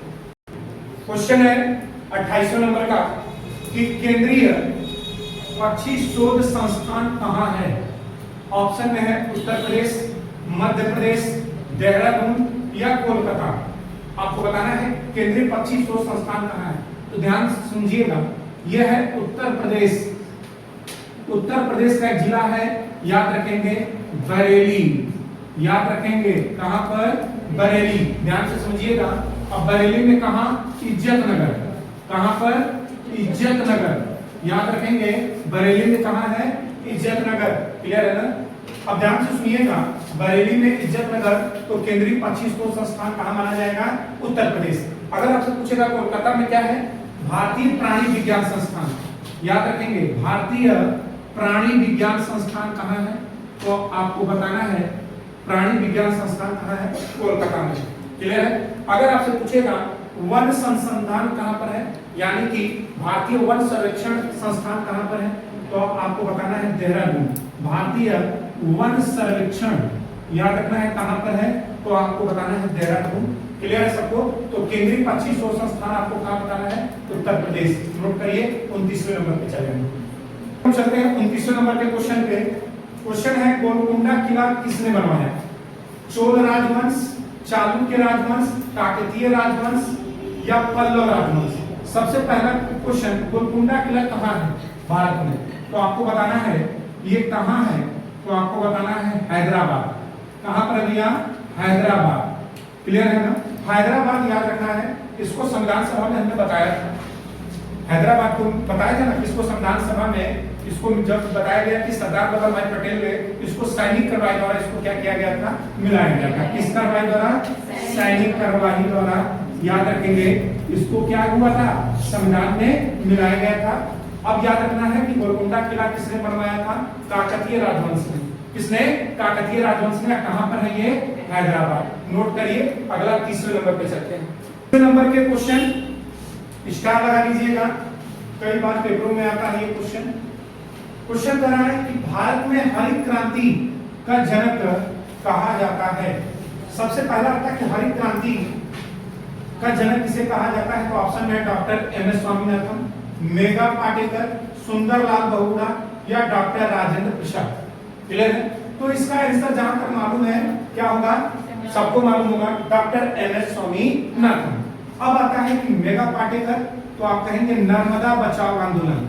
याद रखेंगे नर्मदा बचाओ आंदोलन के जनक किसको माना जाता है, तो आपको बताना है नर्मदा बचाओ आंदोलन के मेघा पाटेकर। उसके बाद सुंदरलाल बहुगुणा चिपको आंदोलन के जनक। याद रखेंगे चिपको आंदोलन, याद रखना है चिपको आंदोलन के जनक सुंदरलाल बहुगुणा। अब भारत का जल पुरुष किसे कहा जाता है, भारत का जल पुरुष किसे कहा जाता है, तो आपको बताना है डॉक्टर राजेंद्र प्रसाद। अच्छा, हरित क्रांति का संबंध किससे है, किससे है, तो आपको बताना है खाद्यान्न उत्पादन। याद रखेंगे किससे उत्पादन, खाद्यान्न उत्पादन से संबंधित है हरित क्रांति का संबंध है, और इसके जनक माने जाते हैं भारत के एम एस स्वामीनाथन। क्लियर है ना। तो नोट करिए, हम लोग चलते हैं 31वें क्वेश्चन का। नोट करिए, अगले हम लोग 31वें क्वेश्चन पे क्वेश्चन कर रहे हैं कोणार्क मंदिर अवस्थित है। ऑप्शन में है राजस्थान, उड़ीसा, तमिलनाडु या मध्य प्रदेश। क्वेश्चन है क्या आपका, पूछ रहा है कोणार्क मंदिर कहाँ स्थित है। तो याद रखना है, आइए थोड़ा इसके बारे में चर्चा करते हैं। ये है कहाँ, तो आपको बताना है सर ये उड़ीसा में है। और उड़ीसा में कहाँ, पुरी। उड़ीसा में कहाँ पर है, तो आपको बताना है पुरी में है। बात समझ रहा है। और याद रखेंगे ये कोणार्क मंदिर किस देवता को समर्पित है, सूर्य देवता। याद रखेंगे किसको, सूर्य देवता को समर्पित है। सूर्य देवता को क्या है, ये समर्पित है। बात समझ में आ रहा है। याद रखना है सूर्य देवता को क्या है, समर्पित है। फिर क्वेश्चन अगर आपसे पूछ रहा है, ये बताइए कि कोणार्क मंदिर का निर्माण किस शासक द्वारा कराया गया था, आपको बताना है। तो याद रखना है गंग वंश का शासक। कौन सा, गंग वंश का। याद रखेंगे गंग वंश का, गंग वंश का शासक। बात समझ में आ रहा है ना। और उनका नाम है नरसिंह देव प्रथम। याद रखेंगे कौन, नरसिंह देव प्रथम ने, याद रखिएगा, कोणार्क मंदिर का क्या कराया था, निर्माण। कहां पर है ये, उड़ीसा, पुरी में है। और किस देवता को समर्पित है, सूर्य देवता को। और इसकी स्थापना किसने कराया था, नरसिंह देव प्रथम। या प्रथम हटा दीजिए, नरसिंह देव का। क्लियर है ना। तो सूर्य देवता को क्या है, समर्पित है। कोणार्क मंदिर कहां स्थित है, उड़ीसा। क्लियर है ना, नोट कर लीजिए 31वां। अब चलते हैं 32वें पर। क्वेश्चन है 32वां, इंपॉर्टेंट है, आ जाता है ये क्वेश्चन कभी कभी। 1 रुपए का नोट पर हस्ताक्षर होता है। ऑप्शन में है वित्त मंत्रालय के सचिव के द्वारा, भारतीय रिजर्व बैंक के गवर्नर आरबीआई के, या वित्त मंत्री द्वारा होता है, या इनमें से कोई नहीं। क्वेश्चन पूछा जा रहा है 1 रुपए के नोट पर किसके सिग्नेचर होते हैं, तो आपको बताना है क्या, वित्त मंत्रालय के सचिव द्वारा होता है। 1 रुपए के नोट जो होते हैं उस पर वित्त मंत्रालय के सचिव का क्या होता है, सिग्नेचर होता है। क्लियर है। तो इसको नोट कर लीजिए और हम लोग आगे चलते हैं 33वें नंबर के क्वेश्चन पे। आइए हम लोग चलते हैं 33 नंबर के क्वेश्चन पर। और 33 क्वेश्चन इकोनॉमिक्स का क्वेश्चन है, और ये 5 ईयर प्लान यानी कि पंचवर्षीय योजना पे क्वेश्चन। ठीक है। क्वेश्चन कह रहा है कि गरीबी हटाओ तथा आत्मनिर्भरता किस पंचवर्षीय योजना में आया था। तो याद रखना है ऑप्शन द्वारा प्रथम, द्वितीय, तृतीय या पांचवी। तो आपको क्या बताना है, गरीबी हटाओ आत्मनिर्भरता पंचवर्षीय योजना, तो आपको बताना है पांचवी में। याद रखना है गरीबी हटाओ आत्मनिर्भरता किस पंचवर्षीय योजना में लाया गया था, तो पांचवी पंचवर्षीय योजना में इसको लाया गया था। और ये उस समय की क्या थी, थीम थी। क्लियर है ना। तो इसका आंसर होगा पांचवी। अगला हम लोग चलते हैं 34 नंबर के क्वेश्चन पर। नोट करिए। और 34वां नंबर क्वेश्चन पे भारत में योजना अवकाश की अवधि, ध्यान सुनेंगे, योजना अवकाश का मतलब होता है प्लान हॉलीडे, प्लान हॉलीडे, बात समझ में आ रहा है। और ऑप्शन में दे रहा है 62, 65, 66, 69, 69, 72 या 1972 या 75। पहले ध्यान से समझिएगा योजना अवकाश क्या है क्या नहीं। मतलब योजना अवकाश का मतलब यह है कि किस वर्ष पंचवर्षीय योजना एकदम बंद थी, उसमें योजना अवकाश मतलब की कर दिया गया था, उतने वर्ष के बीच में पंचवर्षीय योजना नहीं चली, तो उसको प्लान हॉलीडे मतलब किया गया। क्लियर है? तो आपको बताना है ये कब से कब तक था, तो 1966 से लेकर, ठीक है, तो याद रखना है 1966 से लेकर 69 तक आपका योजना अवकाश था। आगे चलते हैं हम लोग 35वें नंबर पे, नोट करिए 35वें नंबर के क्वेश्चन पे। 35 नंबर का क्वेश्चन भी इकोनॉमिक्स का क्वेश्चन है। क्वेश्चन कह रहा है योजना आयोग है एक संवैधानिक निकाय, तदर्थ विकास, गैर संवैधानिक निकाय या इनमें से कोई भी। तो ध्यानपूर्वक सुनिएगा, योजना आयोग एक संस्था है, बात समझ में आ रहा है, और इसकी स्थापना याद रखेंगे 15 मार्च 1950 को की गई थी, बात समझ में आ रहा है। और फिर इसका नाम अभी इसके पहले बताया है नीति आयोग, ठीक है, जो 2015 में इसका नाम क्या कर दिया गया, नीति आयोग। और याद रखेंगे यह एक प्रकार की गैर संवैधानिक संस्था है। कैसी है? गैर संवैधानिक, याद रखेंगे, निकाय यानी कि संस्था। संवैधानिक संस्था कब रहती? जिसका एक आर्टिकल रहता है, अगर आर्टिकल नहीं है तो संवैधानिक नहीं है, बात समझ में है। अगर आर्टिकल है तो संवैधानिक है, आर्टिकल नहीं है तो गैर संवैधानिक माना जाता है। तो एक प्रकार की संस्था है, और कैसी संस्था है? गैर संवैधानिक निकाय है। लेकिन अगर चुनाव आयोग क्या है? वो संवैधानिक है, बात समझ में है। संघ लोकसेवा आयोग क्या है? संवैधानिक है। लेकिन योजना आयोग क्या है? गैर संवैधानिक। नोट करिए, आगे चलते हैं 36वें नंबर। क्वेश्चन है इकोनॉमिक्स का, ये भी है कि भारत में राष्ट्रीय आय की गणना किस संस्था द्वारा की जाती है, किसके द्वारा किया जाता है? ऑप्शन में है वित्त मंत्रालय, केंद्रीय सांख्यिकी संगठन, उसको बोलते हैं एनएसओ, नेशनल स्टैटिस्टिक्स ऑर्गेनाइजेशन, ठीक है, योजना आयोग या भारतीय सांख्यिकी संस्था। तो आपको बताना है कि राष्ट्रीय आय की गणना किसके द्वारा किया जाता है। तो याद रखना है ये किया जाता है केंद्रीय सांख्यिकी संगठन द्वारा भारत की राष्ट्रीय आय की गणना की जाती है। क्लियर है? तो इसको नोट कर लीजिए, बी ऑप्शन सही होगा 36वें का। अगला नोट 37 पे चलेंगे। अब हम लोग आ गए हैं 37 नंबर के क्वेश्चन पर, और 37 क्वेश्चन हमारे लिए भी इंपॉर्टेंट है। क्या है 37वां क्वेश्चन? सत्यार्थ प्रकाश के लेखक का नाम बताना है भैया। ऑप्शन द्वारा स्वामी दयानंद सरस्वती, राजा राम मोहन राय, स्वामी विवेकानंद या एनी बेसेंट। आपको बताना है कि सत्यार्थ प्रकाश के लेखक कौन है। बताइए सत्यार्थ प्रकाश के लेखक कौन है? तो याद रखना है स्वामी दयानंद सरस्वती, ये आपको भूलना नहीं है कि स्वामी दयानंद सरस्वती। राजा राम मोहन राय की अगर हम बात करते हैं, ब्रह्म समाज की स्थापना, किसकी स्थापना? तो आपको बताना है ब्रह्म समाज की स्थापना किसने किए थे? तो आपको बताना है राजा राम मोहन राय, और इन्हीं की सहायता से सती प्रथा का क्या हुआ था? अंत भी हुआ था। बात करते हैं स्वामी विवेकानंद, तो रामकृष्ण मिशन संस्था, याद रखेंगे कौन सा? रामकृष्ण, याद रखेंगे, मिशन संस्था की स्थापना किसने किया था? तो आपको बताना है क्या? स्वामी विवेकानंद। अब बात करते हैं एनी बेसेंट, तो थियोसोफिकल सोसाइटी, याद रखेंगे कौन सी सोसाइटी? तो याद रखेंगे थियोसोफिकल, याद रखेंगे सोफिकल सोसाइटी की स्थापना, तो याद रखेंगे ये किसने किया था? तो एनी बेसेंट ने। और रामकृष्ण मिशन संस्था की स्वामी विवेकानंद ने, ब्रह्म समाज की राजा मोहन राय ने, और सत्यार्थ प्रकाश लेखक कौन है? स्वामी दयानंद सरस्वती। नोट करिए, अगले पे चलते हैं 38 पर। देखते हैं 38 नंबर का है, हम लोग 38 क्वेश्चन तक आ गए हैं। क्वेश्चन कह रहा है सिख धर्म के संस्थापक निम्न से कौन है? ठीक है, सिख धर्म के संस्थापक कौन है, ये क्वेश्चन पूछ रहा है। ऑप्शन है गुरु तेग बहादुर, गुरु गोविंद सिंह, गुरु अर्जुन देव और गुरु नानक। अच्छा, सिख धर्म सबसे ज्यादा जानते कहां है? पंजाब। सबसे ज्यादा कहां है? पंजाब। बात समझ में आ रहा है? पंजाब में देखिएगा, और याद रखना है संस्थापक इसके अगर आपसे पूछेगा तो गुरु नानक देव। इनका जन्म याद रखिएगा पंजाब के तलवंडी जिला, कौन सा जिला? पंजाब के तलवंडी जिला है, शायद एक बार देख लेना है, पंजाब में तलवंडी जिला ही है, तो वहां पर हुआ है। कब हुआ है? 1469।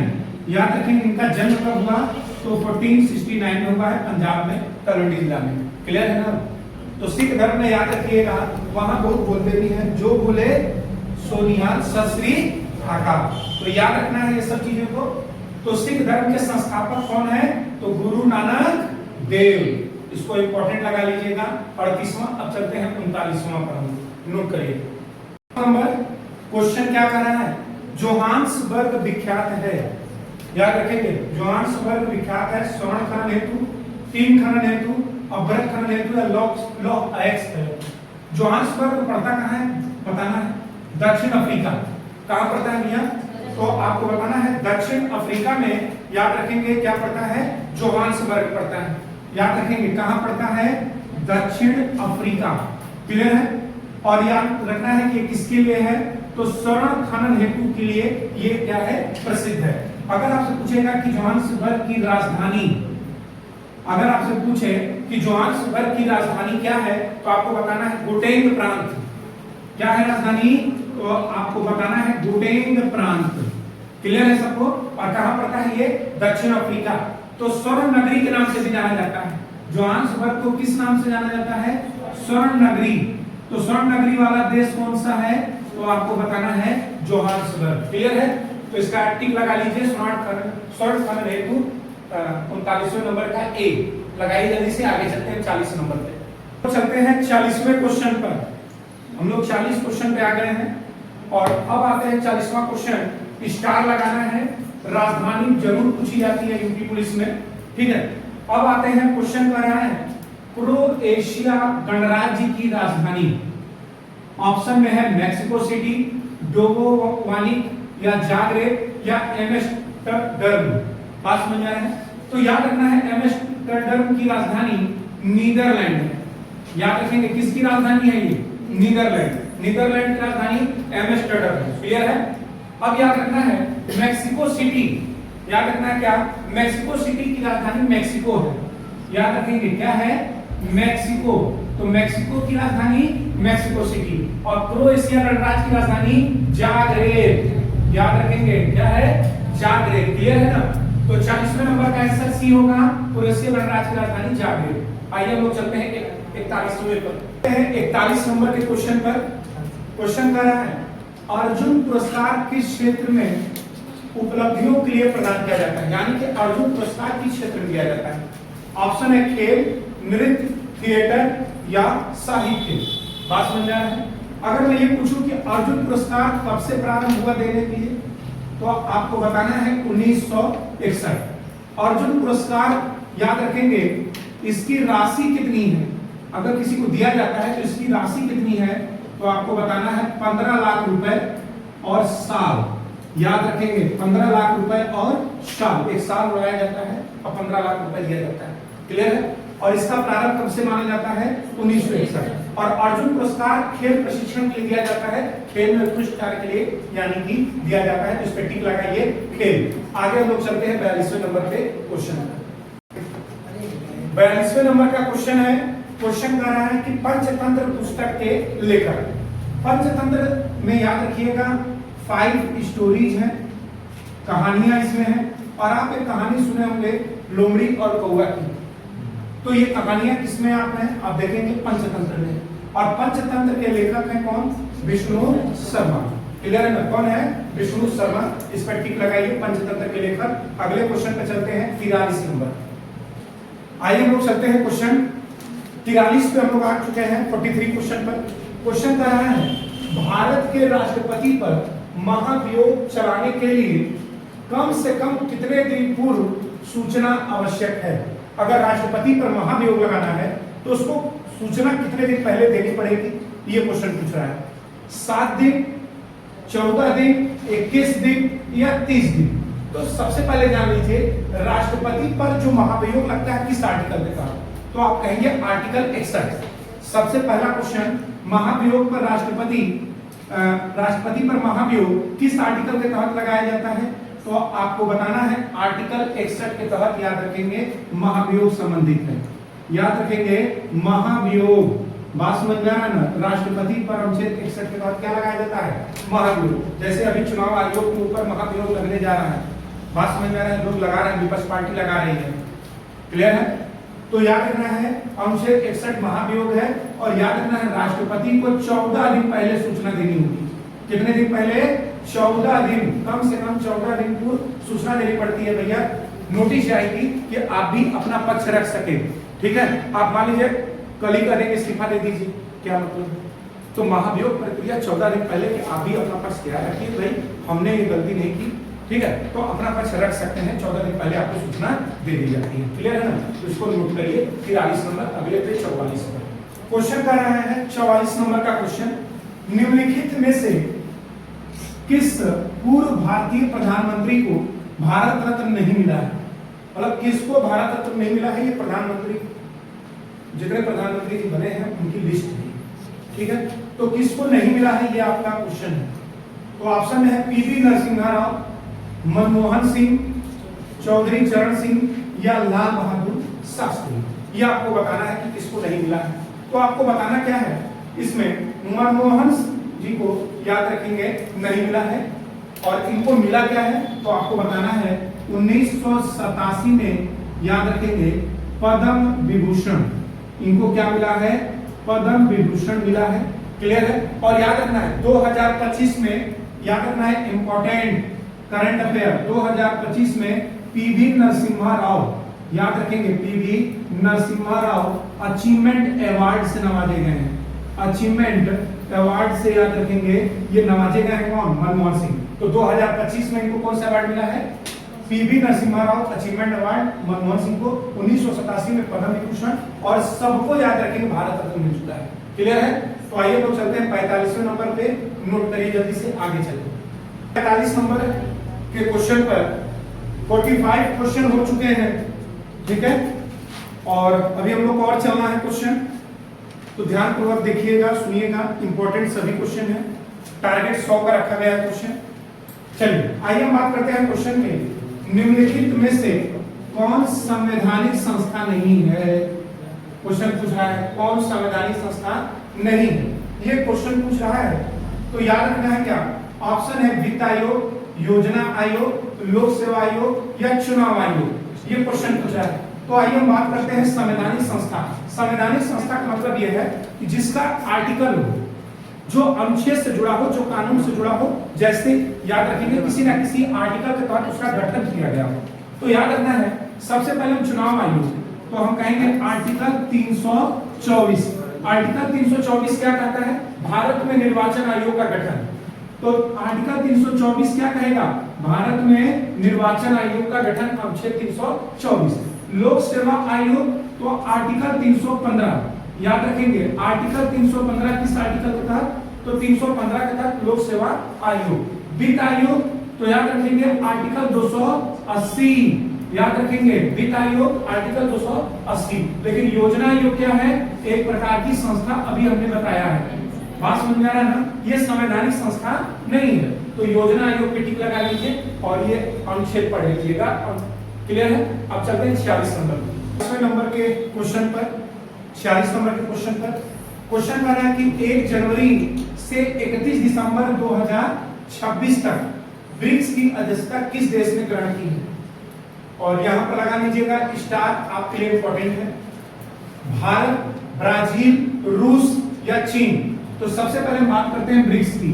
किसकी बात करेंगे हम लोग? ब्रिक्स की बात करते हैं। सबसे पहला क्वेश्चन आता है ब्रिक्स की स्थापना कब हुई? तो आपको बताना है 2006। कब स्थापना हुई? 2006। ब्रिक्स की पहली बैठक कहां हुई थी? ब्रिक्स की पहली बैठक कहां हुई थी? तो आपको बताना है रूस।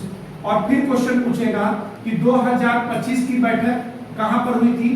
तो आपको बताना है ब्राजील। कहां पर हुई थी? ब्राजील। और 2026 की कहां होगी? भारत। याद रखेंगे 2026 की कहां होगी? तो भारत आपको टिक लगाना है। तो इसका इंपॉर्टेंट क्वेश्चन स्टार लगा लीजिएगा। अगले क्वेश्चन पे चलते हैं 47 नंबर पे, नोट करिए। हम लोग चलते हैं 47 वाले क्वेश्चन पर। क्वेश्चन कर रहा है कि उत्तर प्रदेश में ओमेन पावर लाइन क्या है? ओमेन पावर लाइन WPL के लिए संपर्क नंबर क्या है? ठीक है, ओमेन पावर लाइन महिला हेल्पलाइन नंबर, ठीक है, महिला हेल्पलाइन नंबर क्या है? ऑप्शन में 1044 1076 1098 1090। बात समझ में आ रहा है ना? तो आपको क्या बताना है इसमें, क्या होगा? तो महिला हेल्पलाइन नंबर यानी कि वोमेन पावर लाइन नंबर क्या है? तो आपको बताना है 1090। क्लियर है? आइए हम बात करते हैं, अगर हम बात करें आधार कार्ड का, आधार कार्ड का टोल फ्री नंबर क्या है? आधार कार्ड का टोल फ्री नंबर, आधार कार्ड का टोल फ्री नंबर क्या है? ये आपसे क्वेश्चन पूछा जाएगा। तो आपको बताना है 1947, याद रखेंगे 1947 आधार कार्ड का टोल फ्री नंबर है। अगर आपसे पूछा जाए सीएम हेल्पलाइन, सीएम हेल्पलाइन, बात समझ में है ना? जब सीएम हेल्पलाइन पे जब आप कॉल करेंगे तो तुरंत वहां से निर्णय होता है, तुरंत पहुंच जाएगा उस विभाग में। क्लियर है? तो याद रखना है सीएम हेल्पलाइन अगर आपसे पूछा जा रहा है कि इसका नंबर क्या होता है तो आपको बताना है 1076। ये क्या है? तो याद रखेंगे CM helpline number, CM helpline number अगर आपसे पूछा जाए तो आप क्या बताएंगे? 1076 हेल्पलाइन नंबर। क्लियर है ना? 1076 क्या है? हेल्पलाइन। अगर आपसे पूछा जाए बच्चों के लिए, बच्चों के लिए तो 1098 याद रखेंगे। बच्चों के लिए याद रखेंगे कौन सा हेल्पलाइन नंबर है? 1098 1090 महिला आधार कार्ड 1947 सीएम हेल्पलाइन नंबर 1076। इसको टिक लगा लीजिए 1090। अगला हम चलेंगे 48 8 नंबर के क्वेश्चन पर। यहां देखिए शास्त्री यानी कि लाल बहादुर शास्त्री, लाल बहादुर शास्त्री जी, सीरिया यानी कि ये भारत की बात हो रही है और सीरिया वहां की है, कहां की? श्रीलंका। तो इन दोनों के बीच में याद रखेंगे समझौते पर कब हस्ताक्षर किए गए? ये क्वेश्चन पूछता है कि सीरिया शास्त्री समझौते, ठीक है, कब किए गए? तो आपको बताना है 1964। ये भी आता है कि सीरिया शास्त्री समझौता कब किया गया? 1964। अगले प्रश्न पर 49 नंबर पे चलते हैं, 49वें वाले क्वेश्चन पे। क्वेश्चन पे हम लोग आ चुके हैं। क्वेश्चन कह रहा है कि 15वें वित्त आयोग के अध्यक्ष कौन थे? बात समझ में आ रहा है? सबसे पहला प्रश्न आता है वित्त आयोग, तो आर्टिकल 280 के तहत इसका गठन होता है। वित्त आयोग का कार्य पूछता है तो केंद्र एवं राज्य के बीच का बंटवारा, केंद्र व राज्य के बीच धन का बंटवारा कौन करता है? तो आपको कहना है वित्त आयोग करता है। कौन करता है? वित्त आयोग। अगर आपसे पूछेगा कि वित्त आयोग के याद रखेंगे 15वें, तो आपको क्या बताना है? एनके सिंह। कौन है? एनके सिंह। लेकिन अगर आपसे क्वेश्चन पूछेगा कि 16वें वित्त आयोग के अध्यक्ष, 16वें वित्त आयोग के अध्यक्ष, तो आपको बताना है अरविंद पंगड़िया। याद रखेंगे अरविंद पंगड़िया, याद रखेंगे क्या है? 16वें वित्त आयोग के अध्यक्ष हैं। और प्रथम अध्यक्ष कौन है? केसी नियोगी। वित्त आयोग के प्रथम अध्यक्ष कौन थे? तो आपको बताना है केसी नियोगी। तो 15वें वित्त आयोग के अध्यक्ष कौन है? एनके सिंह। नोट करिए 50वें हम लोग चल चुके हैं, करते हैं 50वें क्वेश्चन पे हम लोग क्या हो गए हैं? पहुंच चुके हैं। 50 हमारा क्वेश्चन हो चुका है। आइए हम लोग चलते हैं क्वेश्चन पे। 1857 के महान विद्रोह के दौरान भारत के गवर्नर जनरल कौन थे? ठीक है, मतलब जब 1857 की क्रांति हो रही थी तो उस समय गवर्नर जनरल कौन था? ऑप्शन में William Bentinck, Lord Wellesley, Lord Canning या लॉर्ड डलहौजी। तो लॉर्ड डलहौजी के बारे में याद रखिएगा, व्यापगत का सिद्धांत किसने दिया था? तो याद रखेंगे लॉर्ड डलहौजी ने दिया था। और गवर्नर जनरल कौन था 1857 के समय? Lord Canning. याद रखेंगे कौन था? Lord Canning. और कब से कब तक थे? तो याद रखना है 1855 से 62 तक। याद रखेंगे कब से कब तक? तो 1855 से लेकर 62 तक याद रखना है इनका कार्यकाल था। तो 1857 के महान विद्रोह के दौरान गवर्नर जनरल कौन था? तो लॉर्ड कैनिंग थे। इसके आगे 51 पे चलते हम लोग हैं। चलिए अब आते हैं हम लोग 50वें पार्ट चलते हैं 51 वाले क्वेश्चन पर। और 51वां क्वेश्चन क्या कर रहा है देखते हैं। भारत द्वारा भूमि तटस्थता प्राप्त करने का लक्ष्य क्या रखा गया है? ऑप्शन है 2025, 2030, 2045 या 2035। तो याद क्या रखना है मरुस्थलीकरण को रोकना, भूमि तटस्थता करने का मतलब है कि मरुस्थलीकरण को रोकना, मरुस्थलीकरण को क्या करना, रोकना। ये कब तक का लक्ष्य रखा गया है, तो आपको बताना है 2030 तक। अब आते हैं हम लोग चौथे नंबर के क्वेश्चन पे 52। क्वेश्चन कह रहा है कि निम्नलिखित में से खुदाई खिदमतगार का संस्थापक कौन था? ऑप्शन है खान अब्दुल गफ्फार खान, मौलाना आजाद, बदरुद्दीन तैयब जी और मोहम्मद अली जिन्ना। ये आपसे क्वेश्चन पूछ रहा है, तो याद रखना है क्या, अगर आपसे पूछेगा इसकी स्थापना कब हुई, तो आपको बताना है इसकी स्थापना 1929 में हुई। क्लियर है? और याद रखना है इसके संस्थापक कौन है, खान अब्दुल गफ्फार खान। इनको सीमांत गांधी के नाम से जाना जाता है। तो सीमांत गांधी के नाम से किसे जाना जाता है, तो आपको बताना है खान अब्दुल गफ्फार खान को जाना जाता है। क्लियर है? और एक चीज याद रखना है 1987 में, याद रखना है क्या, 1987 में भारत रत्न पाए हैं। क्या भारत रत्न पाए हैं और खान अब्दुल गफ्फार खान। क्लियर है? तो निम्नलिखित में से खुदाई खिदमतगार का संस्थापक खान अब्दुल गफ्फार खान। नोट करिए अगले नंबर पे। क्वेश्चन 53 और 54 आपके सामने है, आइए देखते हैं। क्वेश्चन है कि गांधी जी और अंबेडकर जी के बीच पूना पैक्ट पर कब हस्ताक्षर किए गए? बात समझ में आ रहा है? तो याद रखना है यह हस्ताक्षर हुआ था 24 सितंबर 1932। और किसके किसके बीच? तो याद रखेंगे गांधी जी और अंबेडकर जी के बीच, याद रखेंगे ये क्या हुआ था, समझौता हुआ था। बात समझ आ रहा है? और इसी समझौते को कहा जाता है पूना समझौता या पूना पैक्ट कहा जाता है। बात समझ आ रहा है? जेल में थे, अमर अनशन कर रहे थे, उसी समय अंबेडकर जी से मिलने गए। बात समझ आ रहा है? तो ये समझौता होता है, जिसको कहते हैं क्या, पुणे की जेल में करते, तो इसी को कहा जाता है पूना पैक्ट। और ये कब हुआ था? सितंबर 1932। अगला क्वेश्चन है कि निम्नलिखित में से किस जीव का रक्त यानी कि ब्लड व्हाइट होता है, यानी कि सफेद होता है? बात समझ आ रहा है? ऑप्शन में है छिपकली, तेलचट्टा, घरेलू खटमल या मच्छर। बात समझ में आ रहा है? तो याद रखना क्या होगा, तेलचट्टा। और याद रखेंगे ये सांस कहां से लेता है, तो त्वचा से। कहां से लेता है ये सांस? त्वचा से। क्लियर है ना? तो छिपकली, तेलचट्टा, घरेलू खटमल में ऑप्शन कौन सा हमारा सही होगा? तेलचट्टा। चलिए हम आगे चलते हैं 55 नंबर पे। आइए क्वेश्चन चलते हैं अगले क्वेश्चन पर। 55 और 56 आपके सामने लगा हुआ है। क्वेश्चन कह रहा है कि नेटिव मैरिज एक्ट, बात समझ में आ रहा है, किस वर्ष पारित किया गया है?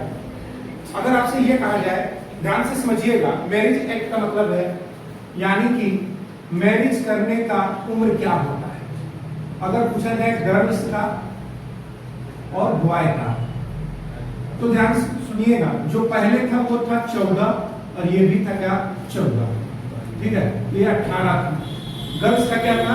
14 और पुरुष का क्या था? तो आप कहेंगे 18। लेकिन आज वर्तमान में क्या है? वर्तमान में क्या है? तो गर्ल्स का याद रखेंगे 21, याद रखेंगे गर्ल्स का क्या है 21, और बॉयज का भी क्या है भैया 21। लेकिन 21 में शादियां कहाँ हो पाती है? बहुत रेयर केस में हो पाती है।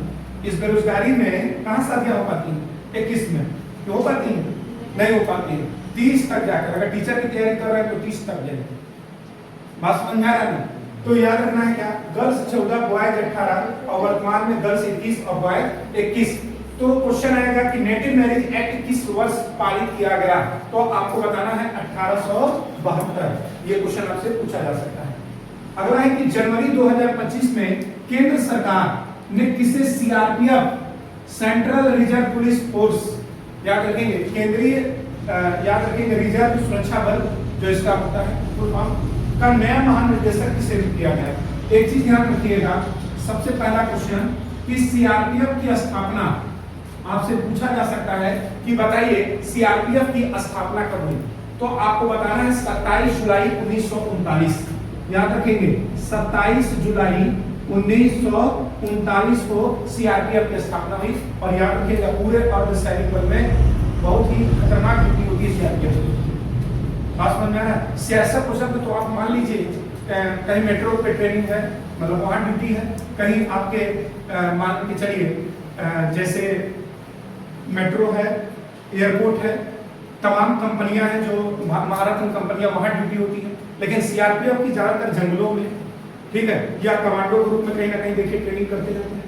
तो बड़ी मतलब कठिन इनकी ट्रेनिंग भी होती है और बड़ी इनकी हार्ड भी नौकरी होती है। तो याद रखना है सीआरपीएफ के महानिर्देशक किसे किए गए हैं, ज्ञानेंद्र प्रताप सिंह को, और ये नोट कर लीजिएगा। अगर आप लोग चलते हैं क्वेश्चन के 57 क्वेश्चन पे चलते हैं। 57 नंबर का क्वेश्चन, भारत में नियोजित विकास का विरोध किसने किया था? ऑप्शन में है नियोजित विकास का विरोध किसने किया था?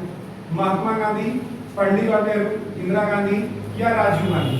क्वेश्चन पूछा है कि भारत में नियोजित विकास, प्लानिंग डेवलपमेंट, इसको इंग्लिश में क्या बोलते हैं? प्लानिंग, याद रखेंगे, डेवलपमेंट, इसका विरोध किसने किया था? ये क्वेश्चन आपसे पूछा जा रहा है। क्लियर है? तो अगर याद रखेंगे इसका विरोध करने वाले व्यक्ति कौन थे? महात्मा गांधी। और समर्थन कौन किया था? तो आपको बताना है पंडित जवाहरलाल नेहरू। प्लानिंग डेवलपमेंट का मतलब है फैक्ट्री को लगाना, ठीक है, और फैक्ट्री को लगाने की बात किसने की थी? पंडित जवाहरलाल नेहरू ने, इन्होंने समर्थन किया था। और गांधी जी ने, याद रखेंगे, ग्रामीण उद्योग और कुटीर उद्योग पर क्या किए थे? ज्यादा फोकस किए थे। क्लियर है ना? तो याद रखना है। और बुनियादी शिक्षा के जनक कौन माने जाते हैं? गांधी जी। अगर आपसे पूछेगा कि बुनियादी शिक्षा के जनक कौन माने जाते हैं, तो आपको बता देना है कौन? गांधी जी। पूछा जाए पुलिस में क्वेश्चन, ठीक है। अगला क्वेश्चन कह रहा है कि उत्तर प्रदेश में आंवले का सर्वाधिक उत्पादन कौन सा जिला है? रायबरेली, प्रतापगढ़, अयोध्या या प्रयागराज। आइए हम आंवले के बारे में थोड़ा साइंस का क्वेश्चन है, इसमें जोड़ देते हैं। विटामिन सी का सबसे अच्छा स्रोत, विटामिन सी का सबसे अच्छा स्रोत किसका माना जाता है? तो आप कहेंगे विटामिन सी का सबसे अच्छा स्रोत क्या माना जाता है? आंवला। बात समझ में आ रहा है? आंवला के बहुत फायदे भी होते हैं खाने से। क्लियर है? तो आंवले का सर्वाधिक उत्पादन करने वाला जिला कौन सा भैया? प्रतापगढ़। क्लियर है? नोट कर लीजिए। अगला चलते हैं क्वेश्चन पे। हम लोग हैं 59 नंबर का क्वेश्चन और 60 नंबर क्वेश्चन आपके सामने। आइए क्वेश्चन को पढ़ा जाए। क्वेश्चन कह रहा है कि हिंदू मुस्लिम एकता का प्रतीक जिसको कहा जाता है सुलकुल उत्सव, बात समझ में आ रहा है? कौन सा उत्सव? सुलकुल उत्सव आयोजित किया जाता है कहां पर? आगरा, अलीगढ़, इटावा या बाराबंकी। आइए इसको समझते हैं क्या। तो सुलकुल उत्सव प्रारंभ करने वाला कौन था? तो आप कहेंगे अकबर। कौन प्रारंभ किए थे? तो आपको बताना है अकबर। इसका अर्थ ये था इसमें कि भाईचारे को अपनाना। क्या करना? हिंदू मुस्लिम क्या? भाईचारे को अपनाना इसका उद्देश्य था, ठीक है। और इस एकता का प्रतीक कहां पर आयोजित किया जाता है? तो आपको कहा जाएगा कहां पर? आगरा। क्लियर है? अगले क्वेश्चन आते हैं। सैयद सलार का मेला कहां आयोजित किया जाता है? ऑप्शन है बहराइच, बाराबंकी, फतेहपुर सीकरी या मेरठ। मेरठ में एक मेला है नौचंदी का, याद रखेंगे। नौचंदी का मेला कहां लगता है? तो उत्तर प्रदेश के मेरठ जिले में लगता है। कहां लगता है नौचंदी का मेला?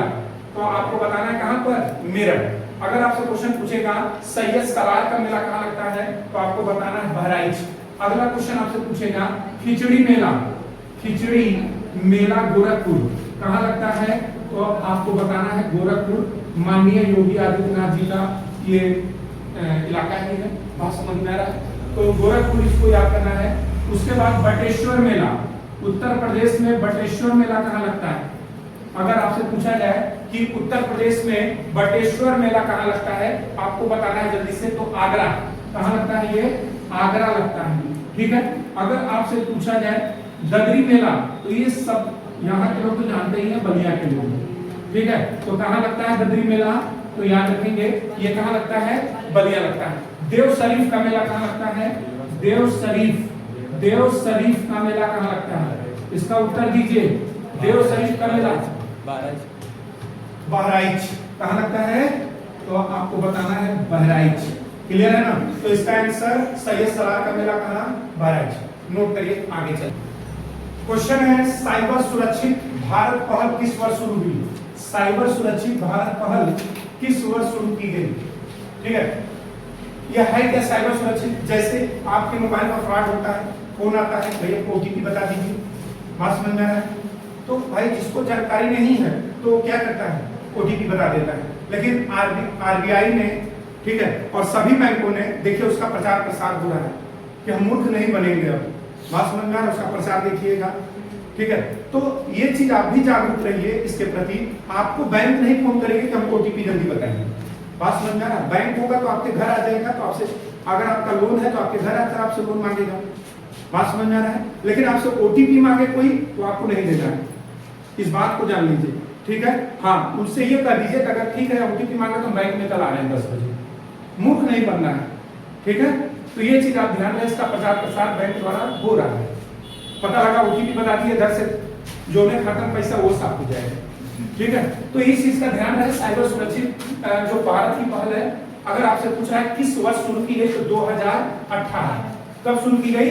2018। किस दिन विश्व मौसम विज्ञान दिवस के रूप में मनाया जाता है? 5 जून पर्यावरण दिवस। विश्व पर्यावरण दिवस कब मनाया जाता है? तो आपको बताना है 5 जून को मनाया जाता है। क्लियर है? अगर बात करें विश्व विज्ञान मौसम विज्ञान दिवस 18 अप्रैल, लेकिन अगर एक क्वेश्चन आ जाए विश्व विज्ञान दिवस कब मनाया जाता है? तो आपको बताना है 10 नवंबर। कब मनाया जाता है? 10 नवंबर। क्लियर है? लेकिन विश्व मौसम विज्ञान दिवस 18 अप्रैल, पर्यावरण दिवस 5 जून। तो टिक लगाकर आगे चलते हैं क्वेश्चन पे हम लोग। चलते हैं 63वें नंबर क्वेश्चन, यूपी पुलिस का क्वेश्चन है और आपके पेपर में स्टार लगा लीजिएगा, पूछा जाने वाला क्वेश्चन है। क्वेश्चन कह रहा है कि उत्तर प्रदेश पुलिस का मुख्यालय कहां स्थित है? उत्तर प्रदेश पुलिस मुख्यालय कहां स्थित है? ऑप्शन है प्रयागराज, लखनऊ, कानपुर या नोएडा। तो याद रखना है उत्तर प्रदेश पुलिस का मुख्यालय, अगर हम बात करें कि वर्तमान में और इसके पहले कहां था, तो पहले प्रयागराज में था। पहले कहां था भैया?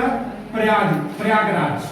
बात समझ में आ रहा है ना? जिसको शॉर्ट फॉर्म में कहते थे PHQ, याद रखेंगे, पुलिस हेडक्वार्टर। इसको किस शॉर्ट फॉर्म में कहते थे? PHQ, यानी कि पुलिस हेडक्वार्टर। ज्यादा लोग देखिएगा जो पुलिस विभाग में PHQ बोलते हैं। PHQ कहां पर है? तो पहले प्रयागराज में था। लेकिन अगर आप बात करें वर्तमान में, तो वर्तमान में याद रखिएगा गोमती नगर, लखनऊ। याद रखेंगे गोमती नगर कहां पर?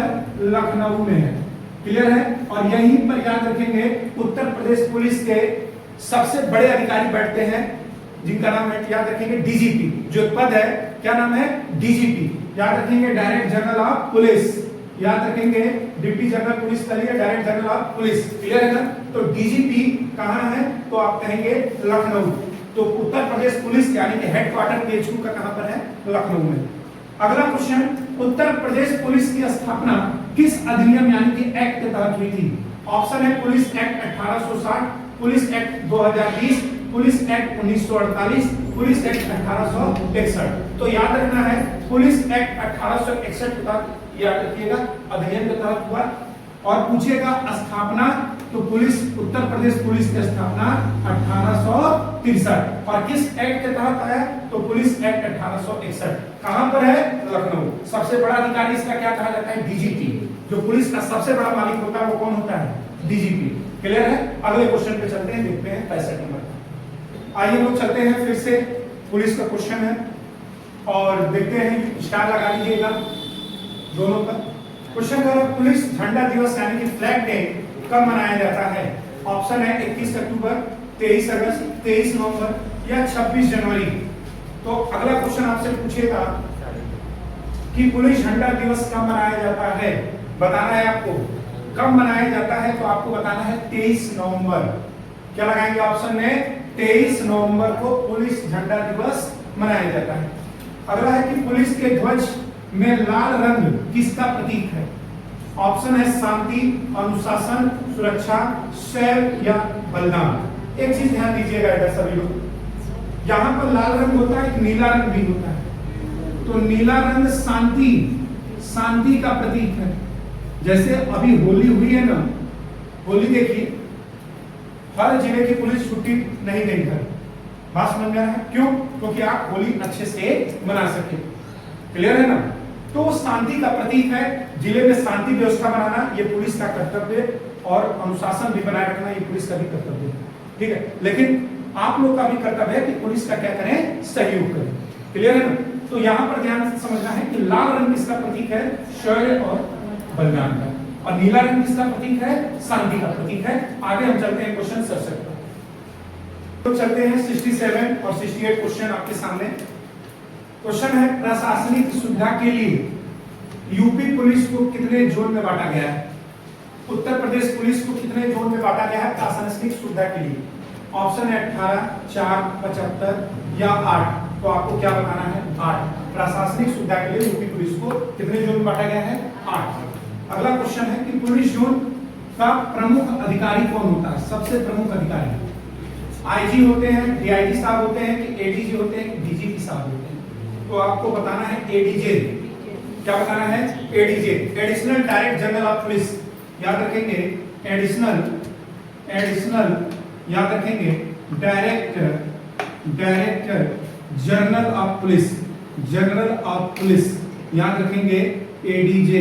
ये जोन अधिकारी होते हैं, सबसे प्रमुख अधिकारी होते हैं एडीजे। और याद रखेंगे पुलिस विभाग का प्रमुख कौन होता है? तो पुलिस विभाग का प्रमुख होता है डीजीपी।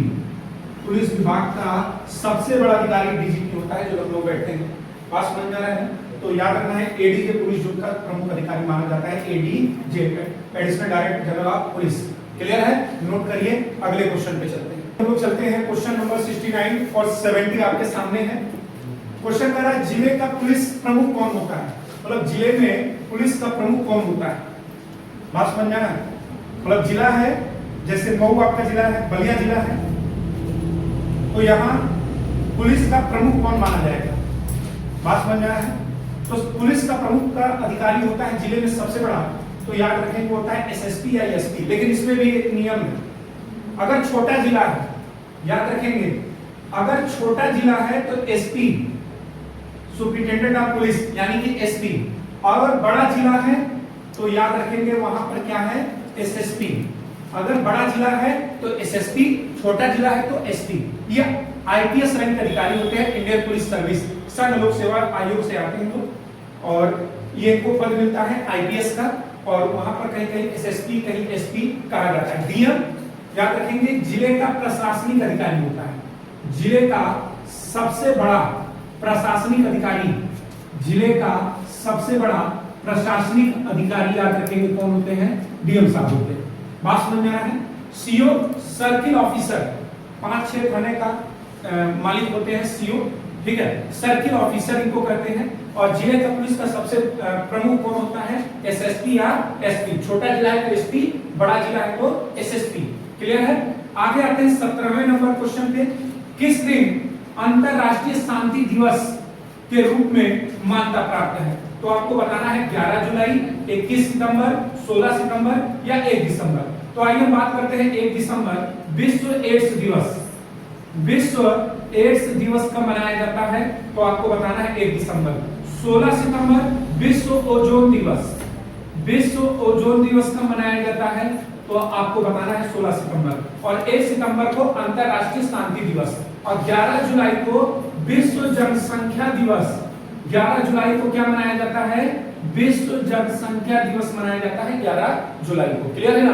तो याद रखना है अंतरराष्ट्रीय शांति दिवस 21 सितंबर, और जिले का प्रमुख पुलिस में कौन होता है? एसएसपी और एसपी साहब होते हैं। क्लियर है? आगे चलते हैं, नोट करिए।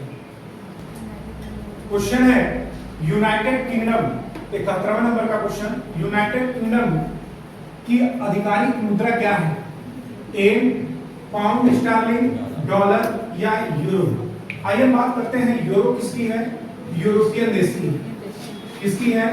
यूरोपियन देश की मुद्रा क्या है? यूरो। डॉलर याद रखेंगे अमेरिका की है। किसकी है? अमेरिका।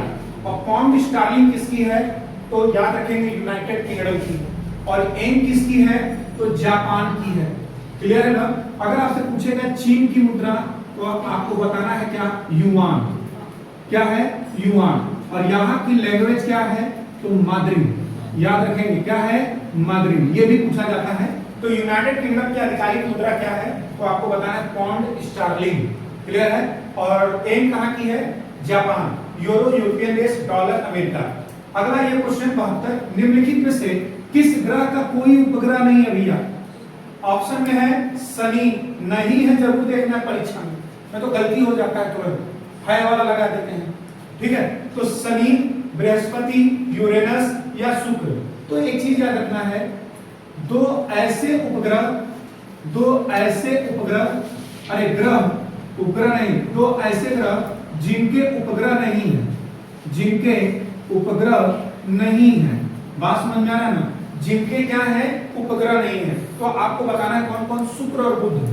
याद रखेंगे कौन कौन, शुक्र और बुध, इनके उपग्रह नहीं है। तो हमारे ऑप्शन में कुछ दिख रहा है, शुक्र दिख रहा है। लेकिन एक याद रखिएगा मंगल, मंगल के याद रखेंगे 2 उपग्रह माने जाते हैं जिनका नाम है फेबोस और डीमोस। याद रखेंगे कौन कौन, फेबोस और डीमोस। क्लियर है ना सबको?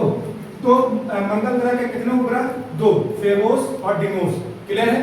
पूछेगा शनि के कितने उपग्रह हैं, तो 146 उपग्रह।